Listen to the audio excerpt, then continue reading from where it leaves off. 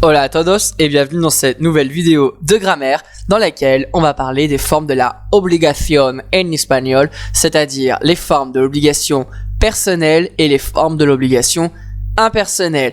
Comment les utiliser?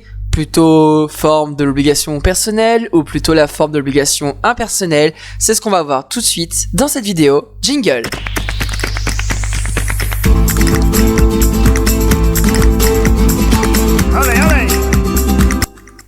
Alors effectivement, l'obligation en espagnol, eh bien c'est parfois un petit peu un périple pour les élèves ou ceux qui commencent à apprendre l'espagnol.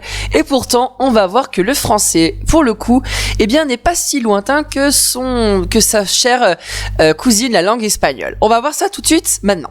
Alors, l'obligation en espagnol, eh bien comme le français, elle a deux types de formes. L'obligation personnelle et l'obligation impersonnelle. Alors la première question, c'est qu'est-ce qu'une obligation personnelle et qu'est-ce qu'une obligation impersonnelle? Eh bien c'est très simple. Une obligation personnelle, c'est dès lors où on va parler d'une personne spécifique, quelque chose qui va correspondre à une personne ou à un groupe de personnes. En français, ce sera le verbe devoir. En revanche, l'obligation impersonnel, et bien comme son nom l'indique, c'est quelque chose de plutôt de sens général. Et en français, ce sera le verbe falloir. On va commencer d'abord avec l'obligation personnelle en espagnol, c'est-à-dire le fameux devoir en français. Alors, en espagnol, déjà, le verbe devoir peut être utilisé à toutes les personnes et à tous les temps. Déjà, c'est la première chose à savoir. On n'aura pas de distinguo de personnes puisqu'on peut, conjuguer le verbe à toutes les personnes et à tous les temps. C'est-à-dire au moment où l'action devait avoir lieu. Et pour traduire le verbe devoir, il faut en fait prendre la forme de tener que. Et c'est là où il faut faire très attention puisque tener tout le seul, on le sait, il veut dire avoir dans le sens possessif. Et si je lui rajoute la petite préposition que, il voudra dire devoir. À cette tournure, on rajoutera le verbe d'action à l'infinitif. Et je pourrais donc dire une phrase avec une obligation personnelle. Un exemple, si je veux dire je dois étudier. La personne qui doit faire l'action, c'est moi.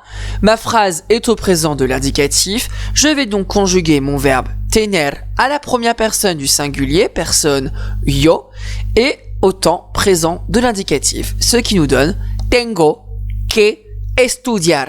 Je dois étudier. Tengo que estudiar. Un autre exemple, cette fois à l'imparfait de l'indicatif, deuxième personne du singulier, tout. Tu devais étudier. On est toujours sur de l'obligation personnelle, donc devoir en français. Je vais donc placer mon verbe tener à la personne qui correspond, donc en l'occurrence tu, à l'imparfait de l'indicatif.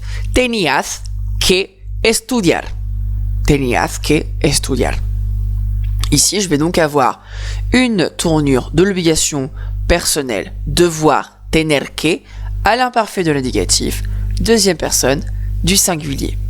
Passons maintenant à l'autre côté, l'obligation impersonnelle. Ça va être à peu près la même logique que le français. Tout d'abord, l'obligation impersonnelle en espagnol, c'est falloir pour le français. Donc, peut être conjugué seulement et uniquement à la troisième personne du singulier et à tous les temps. Pour construire le verbe falloir en espagnol, je vais avoir besoin de la tournure haber que. Haber que. Et cette haber que va s'accompagner également d'un infinitif. Si je vous dis la phrase, il faut dire la vérité. Il faut dire la vérité, ce n'est pas je, ce n'est pas tu, ce n'est pas nous, c'est il faut dans un sens général. Donc, étant donné que c'est une forme générale, je vais donc conjuguer mon verbe haber à la troisième personne du singulier, hay, au présent indicatif, et je lui rajoute le que. Hay que decir la verdad. Hay que decir la verdad. Ici, donc, j'ai le hay que qui correspond à falloir, il faut. Decir, le verbe d'action, dire.